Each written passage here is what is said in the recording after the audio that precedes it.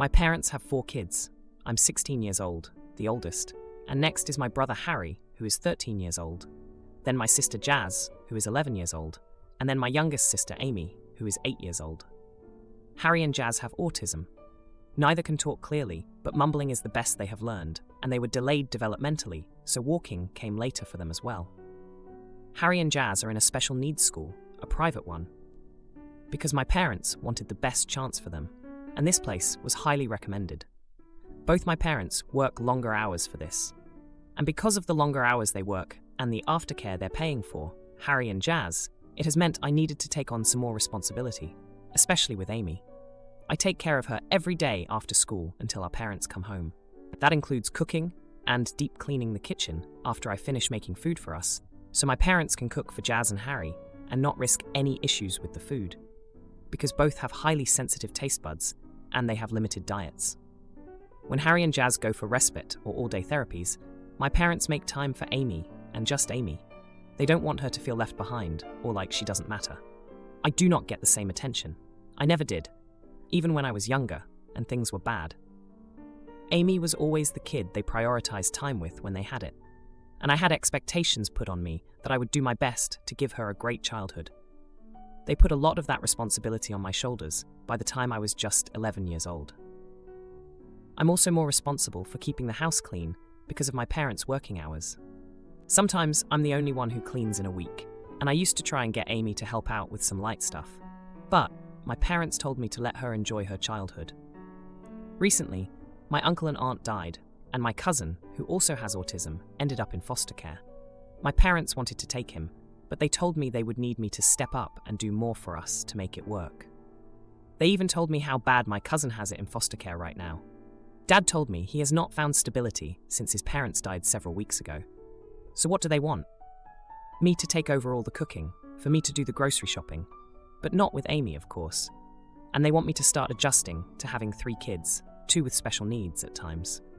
So they can take 1 kid at a time to their therapies and appointments. It pissed me off, because they also asked me to babysit all 3 special needs kids, so they can make a bit more time for Amy, because it will be hardest on her.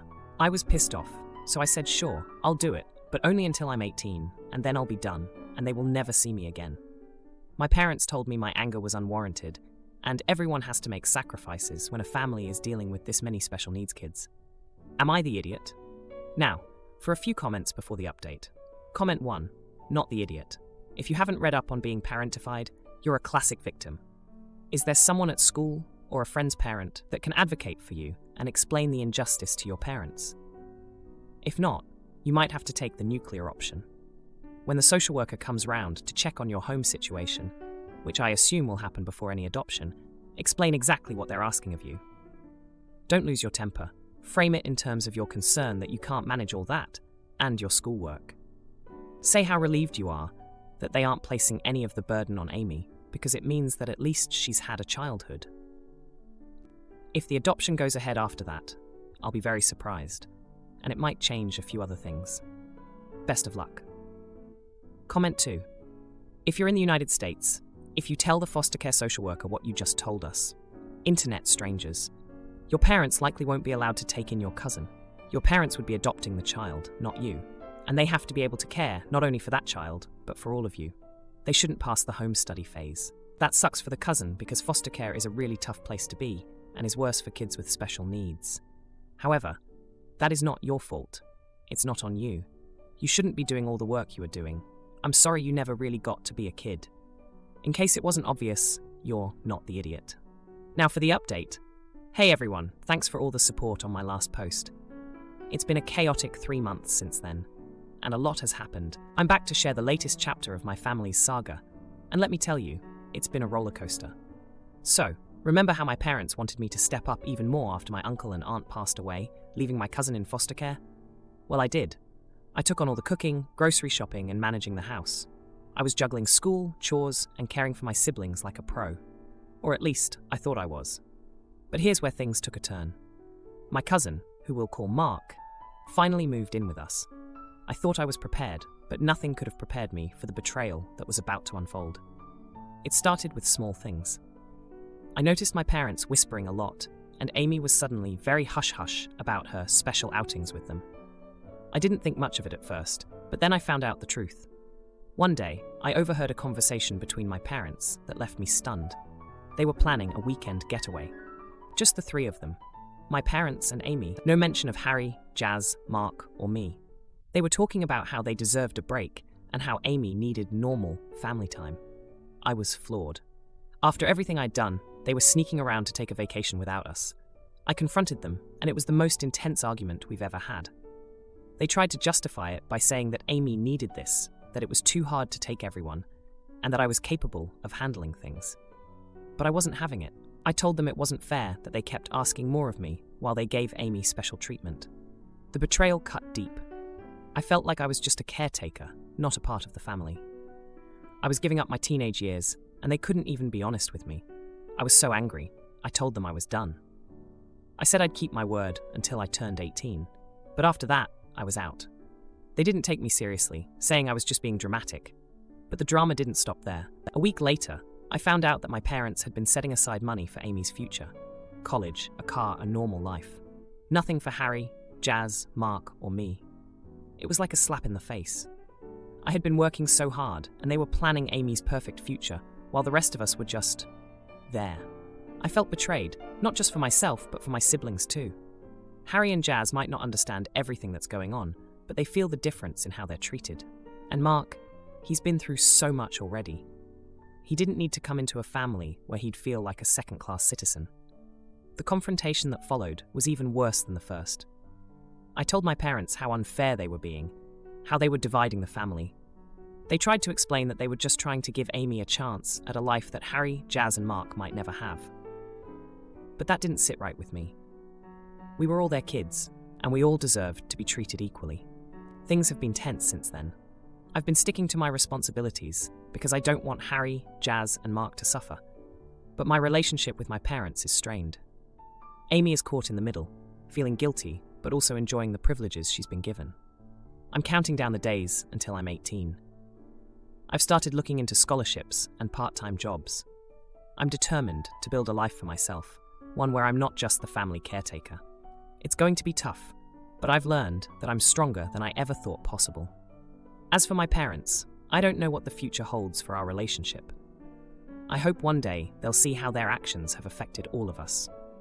But for now, I'm just trying to get through each day, taking care of my siblings, and planning for a future where I can be my own person. My brother-in-law spreads lies about my friend at work for revenge, so I team up with her to sue him and show the family his true cheating colours. My in-laws are currently furious with me for hurting my brother-in-law's feelings and reputation with my friend group. Recently, my single brother-in-law Chris, 38-year-old male, has been hinting at me to introduce him to women, and I've refused.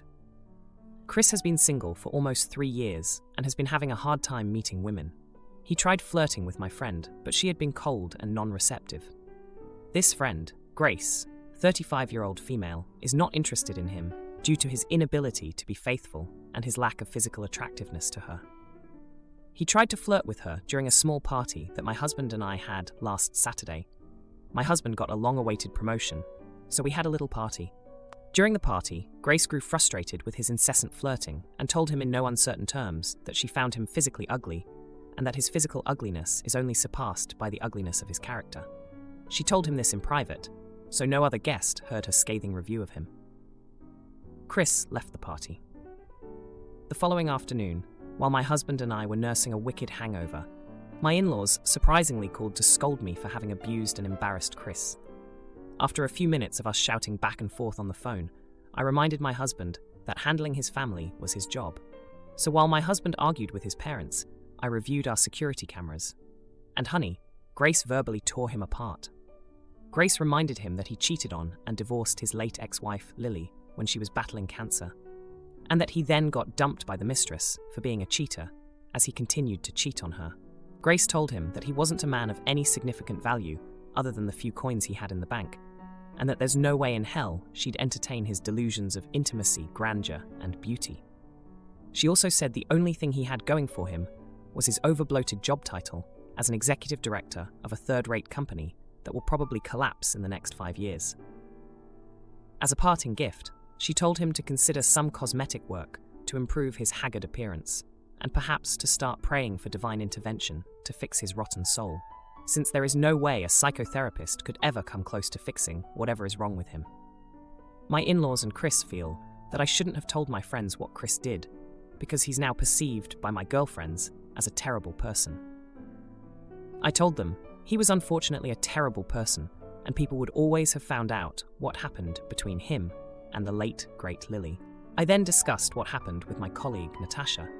She said I was cruel for having told my friend group about what happened between Chris and his ex-wife, because Chris has grown a lot in the past 2 years and doesn't need to be known for the worst thing he has ever done. Natasha is dating Chris's friend, so she also knows him. FYI, I've only discussed Chris's treatment of Lily with my direct friend group, and that's only 6 people, and half of them already knew as they were also friends with Lily. So it's not like I'm screaming, hear ye, in the town square. Now for a few comments before the update. Comment 1. Not the idiot sounds like you did well and protected your friends. He can go somewhere else. It's like a job. What if you introduce a friend and recommend them for the job? Your reputation is on the line. Same here. Your friends would never look at you the same if you recommended a cheater to them in any way. Comment 2. Oh my word, poor Chris and his delicate ego. Running to mommy and daddy to cry because he can't get a girl to kiss him. Wah wah wah. Obviously you're not the idiot. Chris's reputation is already out there, and he can't understand why nobody wants to kiss the warty toad that he is. Now for the update. Hey Reddit, it's been a week since I last posted about the drama with my brother-in-law Chris, and let me tell you, things have escalated to a whole new level of crazy. So, after the whole blowout with Chris at the party, things seemed to quiet down for a bit. My husband and I were still dealing with the fallout from his parents, who were convinced I had orchestrated some grand scheme to humiliate Chris. But then, just when I thought we could maybe move past this, I found out that Chris had been secretly plotting his revenge. Turns out, Chris had been nursing a grudge against Grace ever since she rejected him. He couldn't stand the fact that someone had called him out on his past mistakes. So, he decided to spread rumors about Grace at work. Grace, who's a respected manager at our local bank, suddenly found her reputation under attack. Chris had told a couple of co-workers that Grace was the one who had been aggressively pursuing him and that he had to reject her advances. This was a complete lie, but you know how gossip spreads like wildfire. Grace was blindsided by the rumors. She's always been professional and kept her personal life separate from work. When she confronted Chris about it, he just smirked and said she had it coming for embarrassing him. Grace was devastated, and she came to me for support. I couldn't believe Chris would stoop so low. But wait, there's more. Remember Natasha, my colleague who's dating Chris's friend? She got dragged into this mess too. Natasha had been defending Chris, saying he had changed, but when she heard about what he did to Grace, she was shocked. She confronted him, and that's when the real news dropped. Chris admitted to Natasha that he hadn't changed at all. He was still cheating on his current girlfriend with multiple women. Natasha was disgusted. She had been vouching for him, and he made her look like a fool. She immediately broke up with her boyfriend, Chris's friend, because she couldn't trust him anymore either. Now, my husband is furious with his brother. He had been trying to give Chris the benefit of the doubt, but this was the last straw. My husband confronted Chris, and they had a huge argument. Chris accused my husband of always taking my side and not being a supportive brother. But my husband stood his ground and told Chris he needed to get his act together. As for my in-laws, they're still trying to defend Chris, but even they're starting to see that he's the architect of his own downfall. They're disappointed in him, but they're also upset with me for exposing Chris's true nature to my friends. In the midst of all this, I've been trying to support Grace. She's considering legal action against Chris for defamation, and I've told her I'll back her up however I can. It's a mess, but I'm not going to let Chris get away with ruining someone's life just because his ego got bruised. My dad's new wife tosses mom's keepsakes and cozies up to my grandparents, so I stand my ground and dad finally sees her true colours, letting me stay with them instead. I, 15-year-old male, was adopted once already. My biological mother did not want to be a parent, and she walked out when I was born. My dad met my mom when I was still a baby, and she adopted me when I was 2, a few months after they got married. She was the best mom ever, and I miss her every single day. She died when I was just 6, and losing her really messed me up.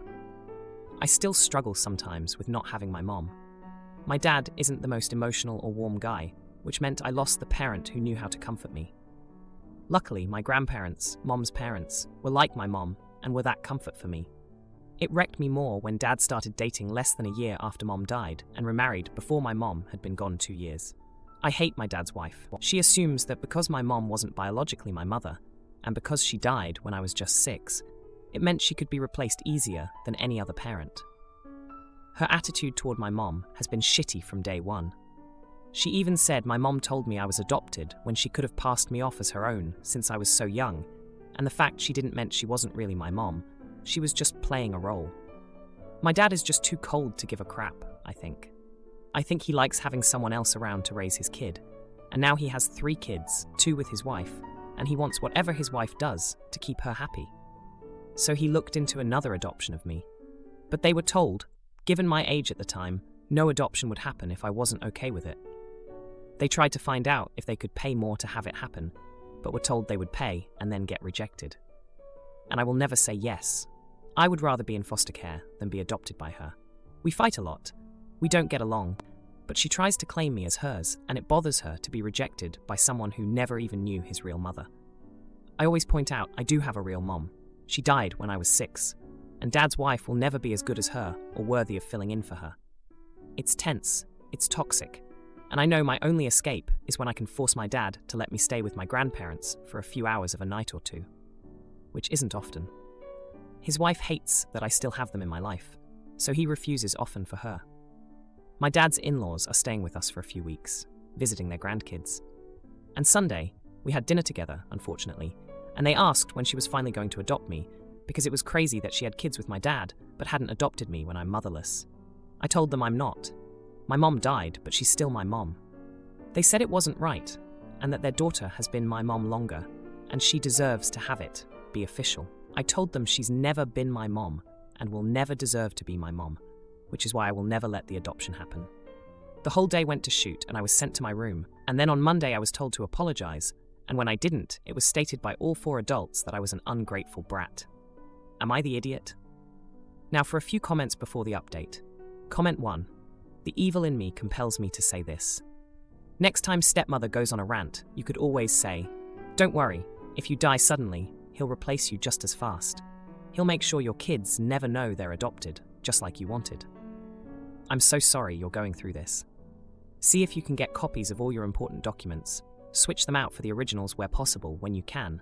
Have them ready for the moment you turn 18 so you can move in with your grandparents. Not the idiot." Comment 2. Not the idiot. Your feelings are valid, and your dad and stepmother need to stop trying to force the issue. Is there someone at school, a counselor, or someone you can talk to who might be able to help you? You might be able to file for emancipation in a year or 2, but you should be able to request to live with your grandparents through the courts, given your age. Now for the update. Hey everyone, thanks for all the support on my last post. It's been a month since then, and boy, do I have an update for you. So, after the whole blow-up at dinner with my dad's in-laws, things went from bad to worse. My dad's wife, let's call her Linda, has been on a mission to make my life miserable. She's been throwing away stuff that reminds me of my mom, like photos and keepsakes. I caught her red-handed, and when I confronted her, she just shrugged and said, "It's time to move on." I couldn't believe it. My dad, of course, did nothing. But here's where it gets really crazy. Linda's been trying to get closer to my grandparents, my mom's parents. She's been visiting them, bringing them gifts, and acting all sweet. It's like she's trying to replace my mom in every way possible, even with her own parents. My grandparents are polite, but they're not fooled. They see right through her act. Now, remember how I said I'd rather be in foster care than be adopted by Linda? Well, she found out about that. She's been using it against me, telling my dad that I'm ungrateful and that they should send me away if I don't accept her as my mom. My dad actually considered it. He said it might be for the best. I couldn't believe my ears. The man who raised me considering sending me away because his wife can't handle rejection. But wait, it gets even juicier. Linda's been parading around town, telling everyone she's my mom. She even tried to sign me up for therapy to deal with my adoption issues. I told the therapist the truth, that I don't consider her my mom, and never will. The therapist seemed to get it, but Linda was furious when I wouldn't play along with her narrative. The final straw came when Linda announced she was pregnant again. My dad was over the moon, but all I could think about was how this was just another tactic to push me out. Another kid to replace me, another reason for my dad to side with her. I've been spending more time at my grandparents' house just to get away from the madness. They've been my rock through all of this. They tell me stories about my mom, how she fought to adopt me, how much she loved me. It's the only thing keeping me sane. Now, here's the kicker. Linda's parents, the in-laws from hell, have been pushing for a family portrait with all of us. They want to hang it in their house like we're one big happy family. I flat out refused. Linda threw a fit, saying I was ruining their family image. My dad actually backed me up this time, saying it was my choice. I was shocked. Maybe there's a bit of the old him left in there after all. But the real moment of truth came just last week. Linda's parents were over again, and they started in on me about the adoption. I lost it. I told them everything. How Linda throws away my mom's stuff. How she's trying to erase my mom's memory. How she's not and never will be my mom. They looked stunned. Linda tried to deny it, but my dad, for once, spoke up. He confirmed what I said was true. There was this awkward silence, and then Linda's parents left, looking pretty upset. Since then, things have been tense, but there's been a shift. My dad's been more distant with Linda, and he's been letting me go to my grandparents' house more often. I don't know if it's guilt or what, but I'll take it. If you like this video, you'll probably like these too. Also, while you're here, please consider subscribing. It's your support that keeps this channel alive and allows me to make better and longer videos. Have a great day.